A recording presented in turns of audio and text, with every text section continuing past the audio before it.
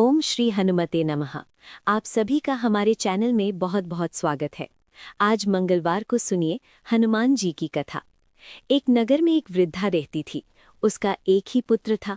उस वृद्धा की हनुमान जी पर बहुत गहरी आस्था थी। वो हर मंगलवार का व्रत रखती थी और हनुमान जी की पूजा आराधना करती थी।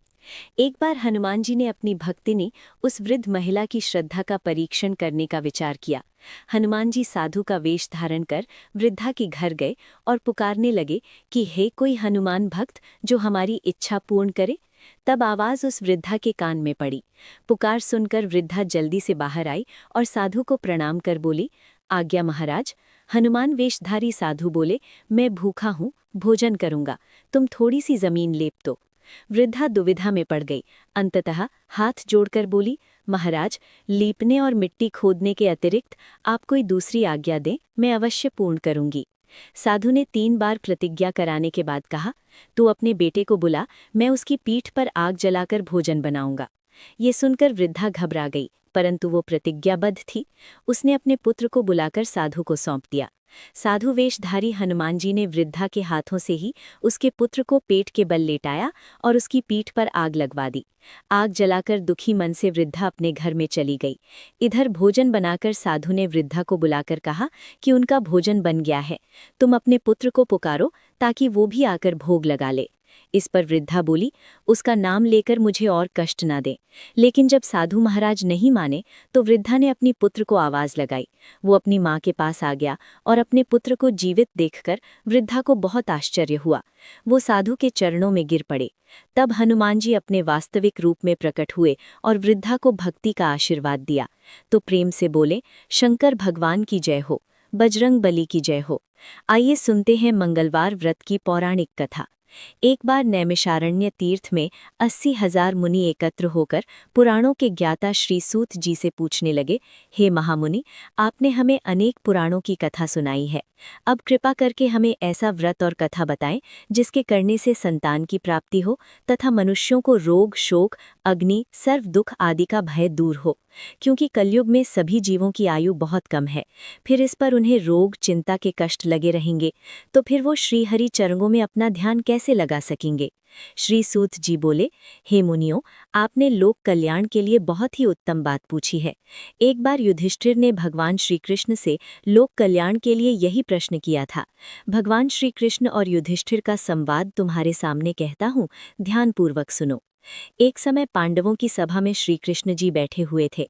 तब युधिष्ठिर ने भगवान श्री कृष्ण से प्रश्न किया, हे प्रभु, नंदन नंद गोविंद, आपने मेरे लिए अनेकों कथाएं सुनाई हैं। आज आप कृपा करके ऐसा व्रत या कथा सुनाएं जिसके करने से मनुष्य को रोग, चिंता का भय समाप्त हो और उसको पुत्र की प्राप्ति हो। हे प्रभु, बिना पुत्र जीवन व्यर्थ है। पुत्र के बिना मनुष्य नरकगामी होता है। पुत्र के बिना मनुष्य पितृ ऋण से छुटकारा नहीं पा सकता और ना ही उसका पुण्यक नामक नरक से उद्धार हो सकता है। अतः पुत्रदायक व्रत बताएं। श्री कृष्ण भगवान बोले, हे राजन, मैं एक प्राचीन इतिहास सुनाता हूँ, आप उसे ध्यानपूर्वक सुनो। कुंडलपुर नामक एक नगर था। उसमें नंदा नामक एक ब्राह्मण रहता था। भगवान की कृपा से उसके पास सब कुछ था, फिर भी वह दुखी था। इसका कारण ये था कि ब्राह्मण की स्त्री सुनंदा के कोई संतान नहीं थी। सुनंदा पतिव्रता थी, भक्तिपूर्वक श्री हनुमान जी की आराधना करती थी। मंगलवार के दिन व्रत करके अंत में भोजन बनाकर हनुमान जी को भोग लगाने के बाद स्वयं भोजन करती थी। एक बार मंगलवार के दिन ब्राह्मणी गृह कार्य की अधिकता के कारण हनुमान जी को भोग नहीं लगा सकी, तो इस पर उसे बहुत ही दुख हुआ। उसने कुछ भी नहीं खाया और अपने मन में प्रण किया कि अब तो अगले मंगलवार को ही हनुमान जी को भोग लगाकर अन्न और जल ग्रहण करूंगी। ब्राह्मणी सुनंदा प्रतिदिन भोजन बनाती, श्रद्धापूर्वक पति को खिलाती, परंतु स्वयं भोजन नहीं करती और मन ही मन श्री हनुमान जी की आराधना करती थी। इसी प्रकार 6 दिन गुजर गए और ब्राह्मणी सुनंदा अपने निश्चय के अनुसार भूखी प्यासी निराहार रही। अगले मंगलवार को ब्राह्मणी सुनंदा प्रातःकाल ही बेहोश होकर गिर पड़ी। ब्राह्मणी सुनंदा की इस असीम भक्ति के प्रभाव से श्री हनुमान जी बहुत प्रसन्न हुए और प्रकट होकर बोले, सुनंदा, मैं तेरी भक्ति से बहुत प्रसन्न हूँ। तू उठ और वर मांग। सुनंदा अपने आराध्य देव श्री हनुमान जी को देखकर आनंद की अधिकता से विवल होकर श्री हनुमान जी के चरणों में गिरकर बोली, हे प्रभु, मेरी कोई संतान नहीं है, कृपा करके पुत्र और कन्या प्रदान करें, आपकी अति कृपा होगी। श्री महावीर जी बोले, तेरी इच्छा पूर्ण होगी, तेरे एक कन्या पैदा होगी, उसके अष्टांग प्रतिदिन सोना दिया करेंगे। इस प्रकार कहकर श्री महावीर जी अंतर्ध्यान हो गए। ब्राह्मणी सुनंदा बहुत हर्षित हुई और समाचार अपने पति से कहा। ब्राह्मण देव कन्या का वरदान सुनकर कुछ दुखी हुए, परंतु सोना मिलने की बात सुनी तो बहुत प्रसन्न हुए। उन्होंने विचार किया कि ऐसी कन्या के साथ मेरी निर्धनता भी समाप्त हो जाएगी। श्री हनुमान जी की कृपा से वो ब्राह्मणी गर्भवती हुई और 10वें महीने में उसे बहुत ही सुंदर पुत्री प्राप्त हुई। ये बच्ची अपने पिता के घर में ठीक उसी तरह से बढ़ने लगी जिस प्रकार शुक्ल पक्ष का चंद्रमा बढ़ता है। 10वें दिन ब्राह्मण ने उस बालिका का नामकरण संस्कार कराया। उसके कुल पुरोहित ने उस बालिका का नाम रत्नावली रखा, क्योंकि ये कन्या सोना प्रदान किया करती थी। इस कन्या ने पूर्व जन्म में बड़े ही विधान से मंगलदेव का व्रत किया था। रत्नावली का अष्टांग बहुत सा सोना देता था। उस सोने से नंदा ब्राह्मण बहुत ही धनवान हो गया। अब ब्राह्मणी सुनंदा भी बहुत अभिमान करने लगी थी। समय बीतता रहा। अब रत्नावली 10 वर्ष की हो चुकी थी। एक दिन जब नंदा ब्राह्मण प्रसन्नचित्त था, तब सुनंदा ने अपने पति से कहा, मेरी पुत्री रत्नावली विवाह के योग्य हो गई है, इसलिए आप कोई सुंदर और योग्य वर देखकर विवाह कर दे। ये सुनकर ब्राह्मण बोला, अभी तो रत्नावली बहुत छोटी है। तब ब्राह्मणी बोली, शास्त्रों की आज्ञा है कि कन्या 8वें वर्ष में गौरी, 9 वर्ष रोहिणी, 10वें वर्ष में कन्या, इसके पश्चात रजस्वला हो जाती है। गौरी के दान से पाताल लोक की प्राप्ति होती है, रोहिणी के दान से वैकुंठ लोक की प्राप्ति होती है, कन्या के दान से इंद्रलोक में सुखों की प्राप्ति होती है। अगर हे पतिदेव रजस्वला का दान किया जाता है तो घोर नरक की प्राप्ति होती है। इस पर ब्राह्मण बोला, अभी तो रत्नावली मात्र 10 ही वर्ष की है और मैंने तो 161 साल की कन्याओं के विवाह कराए हैं, अभी जल्दी ही क्या है। तब ब्राह्मणी सुनंदा बोली, आपको तो लोभ अधिक हो गया है लगता है। अगर 11वें वर्ष में विवाह नहीं होता है तो उसमें मासिक धर्म के रक्त का पिता और बड़े भाई को पान करना पड़ता है। शास्त्रों में कहा गया है कि माता पिता और बड़ा भाई रजस्वला कन्या को देखते हैं तो वो अवश्य ही नरकगामी होते हैं। तब ब्राह्मण बोला, अच्छी बात है, कल मैं अवश्य ही योग्य वर की तलाश में अपना दूत भेजूंगा। दूसरे दिन ब्राह्मण ने अपने दूत को बुलाया और आज्ञा दी कि जैसी सुंदर मेरी कन्या है वैसा ही सुंदर वर उसके लिए तलाश करो। दूत अपने स्वामी की आज्ञा पाकर निकल पड़ा। पंपई नगरी में उसने एक सुंदर लड़के को देखा। ये बालक एक ब्राह्मण परिवार का बहुत गुणवान पुत्र था। इसका नाम सोमेश्वर था। दूत ने इस सुंदर और गुणवान ब्राह्मण पुत्र के बारे में अपने स्वामी को पूर्ण विवरण दिया। ब्राह्मण नंदा को भी सोमेश्वर अच्छा लगा और फिर एक शुभ मुहूर्त में विधिपूर्वक कन्यादान करके ब्राह्मण संतुष्ट हुए। परंतु ब्राह्मण के मन में तो लोभ समाया हुआ था। उसने कन्यादान तो कर दिया था, पर वो बहुत ही खिन्न था। उसने विचार किया कि रत्नावली तो अब चली जाएगी और मुझे इससे जो सोना मिलता था वो अब मिलेगा नहीं। मेरे पास जो धन था कुछ तो इसके विवाह में खर्च हो गया और जो शेष बचा है वो भी कुछ दिनों के बाद समाप्त हो जाएगा।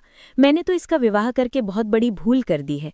अब कोई ऐसा उपाय हो कि रत्नावली मेरे घर में ही बनी रहे, अपनी ससुराल न जाए। लोभ रूपी राक्षस ब्राह्मण के मस्तिष्क पर छाता जा रहा था। रात भर अपनी शैया पर बेचैनी से करवटें बदलते बदलते उसने एक बहुत ही क्रूर निर्णय लिया। उसने विचार किया कि जब रत्नावली को उसका पति सोमेश्वर अपने घर के लिए जाएगा तो वो मार्ग में छिपकर सोमेश्वर का वध कर देगा और अपनी लड़की को अपने घर ले आएगा, जिससे नियमित रूप से उसे सोना भी मिलता रहेगा और समाज का कोई मनुष्य उसे दोष भी नहीं दे सकेगा। जब अगले दिन सुबह हुई तो नंदा और सुनंदा ने अपने जमाई तथा लड़की को बहुत सारा धन देकर विदा किया। सोमेश्वर अपनी पत्नी रत्नावली को लेकर ससुराल से अपने घर की तरफ चल दिया। ब्राह्मण नंदा महालोभ के वशीभूत होकर अपनी मति खो चुका था। पाप पुण्य का उसे विचार नहीं रहा था।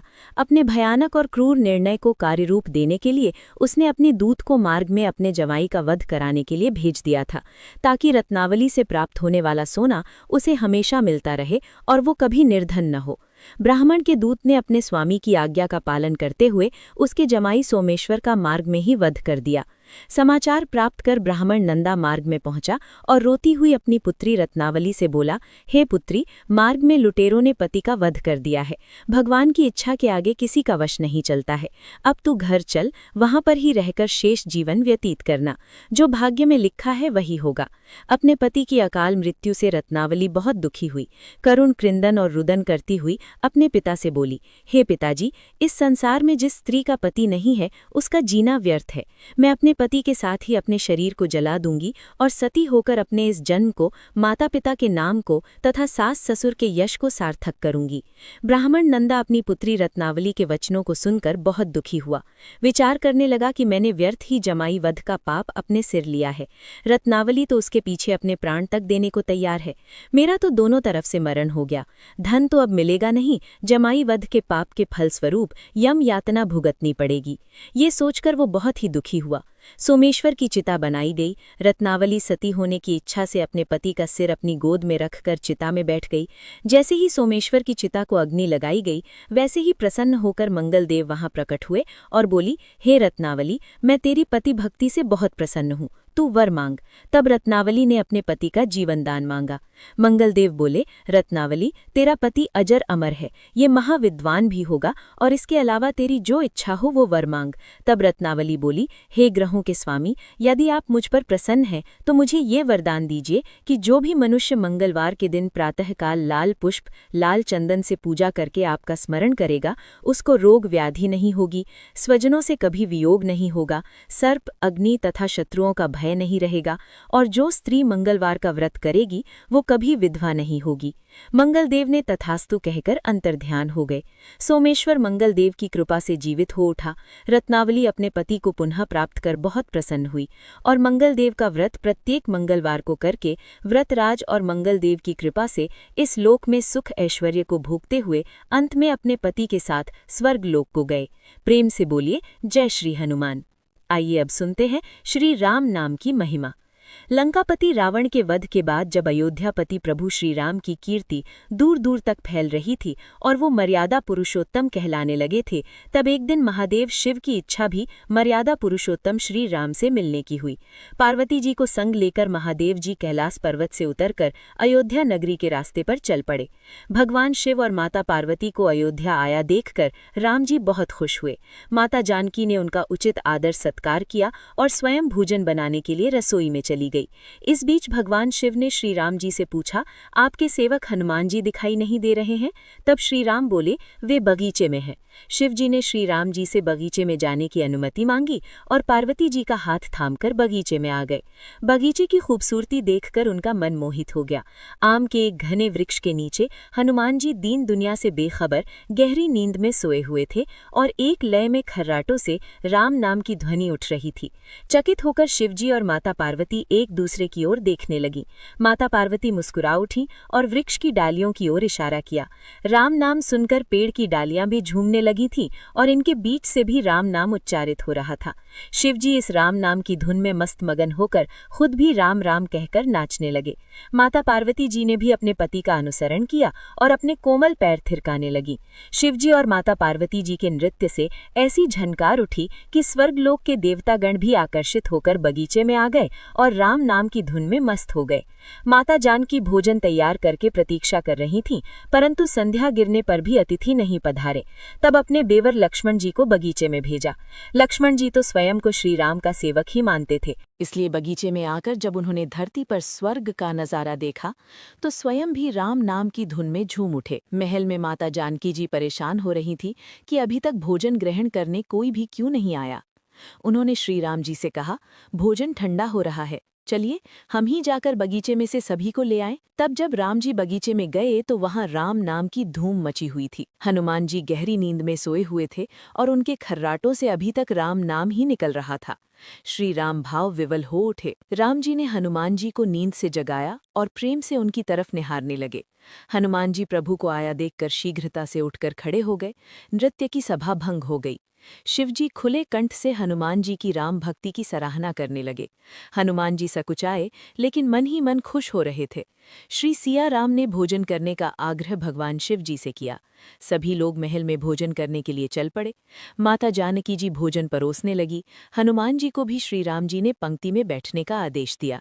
हनुमान जी बैठ तो गए, परंतु आदत ऐसी थी कि राम जी के भोजन परोसने के उपरांत ही सभी लोग भोजन करते थे। आज श्री राम के आदेश से पहले भोजन करना पड़ रहा था। माता जानकी हनुमान जी को भोजन परोसती जा रही थी, परंतु हनुमान जी का पेट ही नहीं भर रहा था। सीता जी कुछ समय तक तो उन्हें भोजन परोसती रहीं, फिर समझ गईं कि इस तरह से तो हनुमान जी का पेट नहीं भरेगा। उन्होंने तुलसी के एक पत्ते पर राम नाम लिखा और भोजन के साथ हनुमान जी को परोस दिया। तुलसी पत्र खाते ही हनुमान जी को संतुष्टि मिली और वो भोजन खाकर उठकर खड़े हो गए।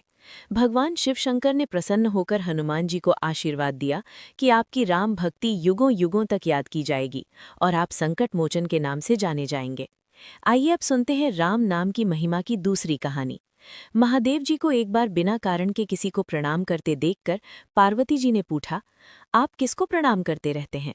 तब शिवजी ने अपनी धर्मपत्नी पार्वती जी से कहा कि हे देवी, जो व्यक्ति एक बार राम कहता है उसे मैं 3 बार प्रणाम करता हूँ। पार्वती जी ने एक बार शिवजी से पूछा, आप शमशान में क्यों जाते हैं और ये चिता की भस्म शरीर पर क्यों लगाते हैं? उसी समय शिवजी पार्वती जी को शमशान ले गए। वहां एक शव अंतिम संस्कार के लिए लाया गया। लोग राम नाम सत्य है कहते हुए शव को ला रहे थे। शिवजी ने कहा कि देखो पार्वती, इस शमशान की ओर जब लोग आते हैं तो राम नाम का स्मरण करते हुए आते हैं और इस शव के निमित्त से कई लोगों के मुख से मेरा अति प्रिय दिव्य राम नाम निकलता है।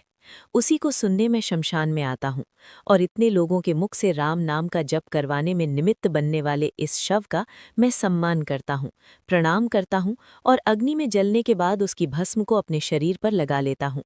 राम नाम बुलवाने वाले के प्रति मुझे इतना प्रेम है। एक बार शिवजी कैलाश पर पहुंचे और पार्वती जी से भोजन मांगा। तब पार्वती जी विष्णु सहस्त्र नाम का पाठ कर रही थी। पार्वती जी ने कहा, अभी पाठ पूरा नहीं हुआ है, कृपया थोड़ी देर प्रतीक्षा कीजिए। तब शिवजी ने कहा कि इसमें तो समय और श्रम दोनों लगेंगे। संत लोग जिस तरह से सहस्त्र नाम को छोटा कर लेते हैं और नित्य जपते हैं, वैसा उपाय कर लो। तो पार्वती जी ने पूछा कि वो उपाय कैसे करते हैं, मैं सुनना चाहती हूँ।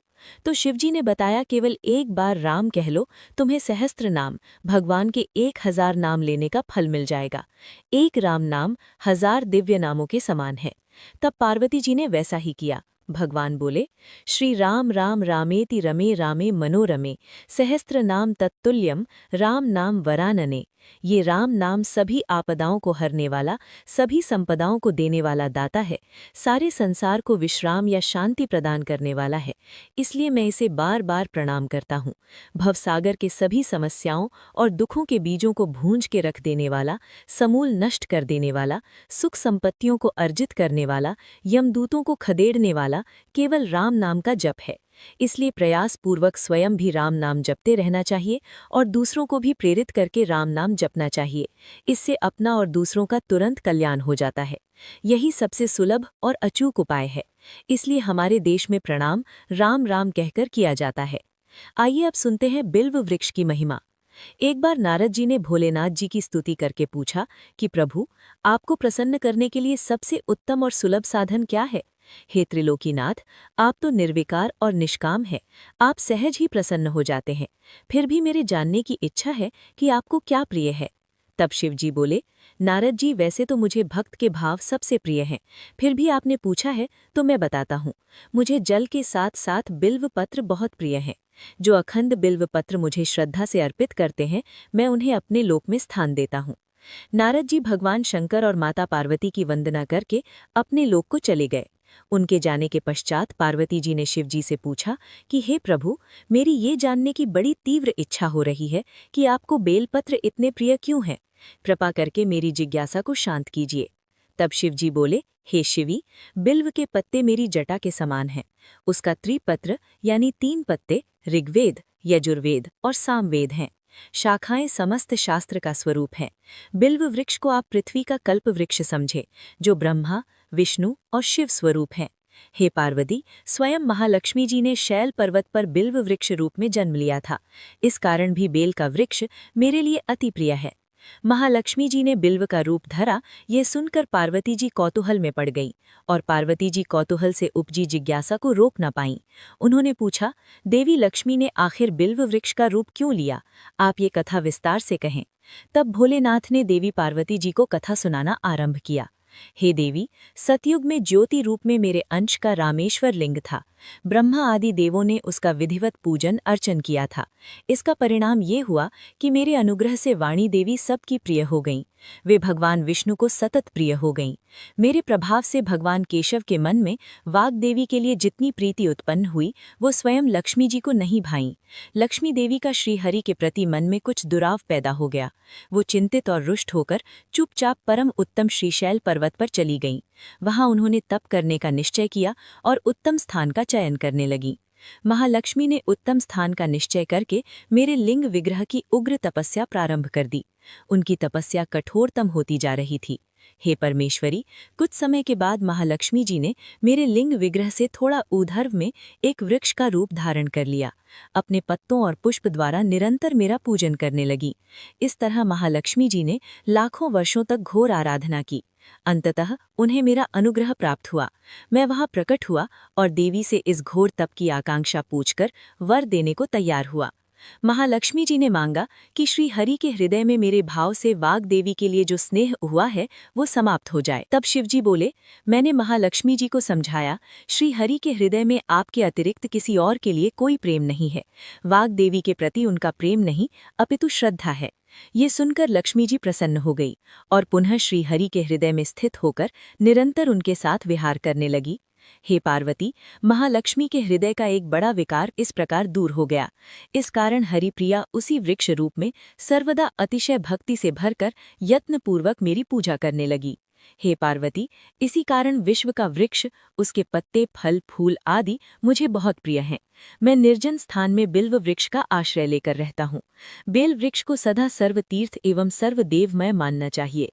बिल्व पत्र, बिल्व फूल, बिल्व वृक्ष अथवा बिल्व काष्ठ के चंदन से जो मेरा पूजन करता है वो भक्त मेरा अति प्रिय है। बिल्व वृक्ष को शिव के समान ही समझो, वो मेरा शरीर है। जो बिल्व पर चंदन से मेरा नाम अंकित करके मुझे अर्पण करता है, मैं उसे सभी पापों से मुक्त करके अपने लोक में स्थान देता हूँ। हे देवी, उस व्यक्ति को स्वयं लक्ष्मी जी भी नमस्कार करती हैं जो मेरा पूजन करते हैं। जो बिल्व मूल में प्राण छोड़ता है उसको रुद्र देह प्राप्त होता है और ऐसे मनुष्य पर सदैव ही माता लक्ष्मी की कृपा रहती है और साथ ही साथ भगवान नारायण की कृपा भी उन पर सदैव बनी रहती है। प्रेम से बोलिए, भगवान शिव और माता पार्वती की जय। आइए अब सुनते हैं मंगलवार को सुनी जाने वाली मंगला गौरी माता की पौराणिक कथा। कुरु देश में श्रुत कीर्ति नामक एक विद्वान, कीर्तिशाली, शत्रुओं का नाश करने वाला, 64 कलाओं का ज्ञाता तथा धनुर्विद्या में कुशल राजा हुआ था। पुत्र के अलावा अन्य सभी शुभ चीजें उस राजा के पास थीं, इसलिए वो राजा संतान के विषय में अत्यंत चिंतित हुआ और जब ध्यानपूर्वक देवी की आराधना करने लगा तब उसकी कठोर तपस्या से देवी प्रसन्न हो गईं और उससे ये वचन बोलीं कि हे सुव्रत, वर मांगो। तब श्रुत कीर्ति बोला, हे देवी, यदि आप मुझ पर प्रसन्न हो तो मुझे सुंदर पुत्र दीजिए। हे देवी, आपकी कृपा से अन्य किसी भी वस्तु का अभाव नहीं है। तब उसका ये वचन सुनकर पवित्र मुस्कान वाली देवी ने कहा, राजन, तुमने अत्यंत दुर्लभ वर मांगा है, फिर भी कृपावश मैं तुम्हें अवश्य दूंगी। किंतु हे राजन, सुनिए, यदि परम गुणी पुत्र चाहते हो तो वो केवल 16 वर्ष तक जीवित रहेगा और यदि रूप तथा विद्या से पुत्र चाहते हो तो दीर्घजीवी होगा। देवी का ये वचन सुनकर राजा चिंतित हो उठा और पुनः अपनी पत्नी से परामर्श करके उसने गुणवान तथा सभी शुभ लक्षणों से संपन्न 16 वर्ष की आयु वाला पुत्र मांगा। तब देवी ने भक्ति संपन्न राजा से कहा, हे नृपनंदन, मेरे मंदिर के द्वार पर आम का वृक्ष है, उसका एक फल लाकर मेरी आज्ञा से अपनी पत्नी को उसे भक्षण हेतु प्रदान करो, जिससे वो शीघ्र ही गर्भ धारण करेगी, इसमें संदेह नहीं है। प्रसन्न होकर राजा ने वैसा ही किया और उसकी पत्नी ने गर्भ धारण कर लिया। 10वें महीने में उसने देवतुल्य सुंदर पुत्र को जन्म दिया। तब हर्ष तथा शोक से युक्त राजा ने बालक का जात कर्म आदि संस्कार किया और शिव का स्मरण करते हुए उसका नाम चिरायु रखा। इसके बाद पुत्र के 16 वर्ष के होने पर पत्नी सहित राजा चिंता में पड़ गए और वे विचार करने लगे कि ये पुत्र बड़े कष्ट से प्राप्त हुआ है और मैं इसकी दुखद मृत्यु अपने ही सामने कैसे देख सकूंगा। ऐसा विचार करके राजा ने पुत्र को उसके मामा के साथ काशी भेज दिया। प्रस्थान के समय राजा की पत्नी ने अपने भाई से कहा कि आप मेरे पुत्र को काशी ले जाइए। मैंने भगवान मृत्युंजय से पूर्व में पुत्र के लिए प्रार्थना की थी और कहा था कि हे विश्वेश, आप जगतपति की यात्रा के लिए मैं उस पुत्र को अवश्य भेजूंगी। अतः आप मेरे पुत्र को आज ही ले जाइए और सावधानी पूर्वक इसकी रक्षा कीजिएगा। अपनी बहन की ये बात सुनकर भांजे के साथ वो चल पड़ा। कई दिनों तक चलते चलते वो आनंद नामक नगर में पहुंचा। वहां सभी प्रकार की समृद्धियों से संपन्न वीरसेन नाम वाला राजा रहता था। उस राजा की एक सर्वलक्षण संपन्न युवावस्था प्राप्त मनोहर और रूप लावण्यमयी मंगला गौरी नामक कन्या थी। उत्तम सौंदर्य अभिवृत्ति को प्राप्त वो कन्या किसी समय सखियों के साथ नगर के उपवन में क्रीड़ा करने के लिए गई हुई थी। उसी समय वो चिरायु तथा उसका मामा वे दोनों भी वहां पहुंच गए और उन कन्याओं को देखने की लालसा से वहीं विश्राम करने लगे। इसी बीच विनोदपूर्वक क्रीड़ा करती हुई उन कन्याओं में से किसी एक ने कुपित होकर राजकुमारी को राणा ये कुवचन कह दिया। तब उस अशुभ वचन को सुनकर राजकुमारी ने कहा कि तुम अनुचित बातें क्यों बोल रही हो? मेरे कुल में तो इस प्रकार की कोई नहीं है। मंगला गौरी की कृपा से तथा उनके व्रत के प्रभाव से विवाह के समय जिसके सर पर मेरे हाथ से अक्षत पड़ेंगे, हे सखी, वो यदि अल्पायु वाला भी होगा तो भी चिरंजीवी हो जाएगा। इसके बाद वे सभी कन्याएं अपने अपने घर चली गईं। उसी दिन राजकुमारी का विवाह था। बालिक देश के दृढ़धर्मा नामक राजा के सुकेत नाम वाले पुत्र के साथ उसका विवाह निश्चित किया गया था। वो सुकेत विद्याहीन, कुरूप तथा बहरा था। तब सुकेत के साथ आए हुए उन लोगों ने विचार किया कि इस समय कोई दूसरा श्रेष्ठ वर ले जाना चाहिए और विवाह संपन्न हो जाने के बाद वहां सुकेत पहुंच जाए। तो उन लोगों ने चिरायु के मामा के पास जाकर याचना की कि आप इस बालक को हमें दे दीजिए, जिससे हमारा कार्य सिद्ध हो जाए। इस पृथ्वी पर परोपकार के समान दूसरा कोई धर्म नहीं है। तब उनकी बात सुनकर चिरायु का मामा मन ही मन बहुत प्रसन्न हुआ, क्योंकि इसने उपवन में पहले ही कन्या मंगला गौरी की बात सुन ली थी। फिर भी उसने एक बार कहा कि आप लोग इसे किस लिए मांग रहे हैं? कार्य की सिद्धि हेतु वस्त्र अलंकार आदि मांगे जाते हैं, वर तो कहीं भी नहीं मांगा जाता। तथापि आप लोगों का सम्मान रखने के लिए मैं इसे दे रहा हूँ। इसके बाद चिरायु को वहां ले जाकर उन लोगों ने विवाह संपन्न कराया। सप्तपदी आदि के हो जाने पर रात्रि में शिव पार्वती की प्रतिमा के समक्ष उस चिरायु ने हर्षयुक्त होकर मंगला गौरी के साथ शयन किया। उसी दिन चिरायु के 16 वर्ष पूर्ण हो चुके थे और अर्धरात्रि में साक्षात काल सर्प रूप में वहां आ गया। इसी बीच संयोगवश राजकुमारी जाग गई। उसने उस महासर्प को वहां देखा और वो भय से व्याकुल होकर कांपने लगी। तभी उस कन्या ने धैर्य धारण किया, 16 उपचारों से सर्प की पूजा की और पीने के लिए उसे दूध दे दिया।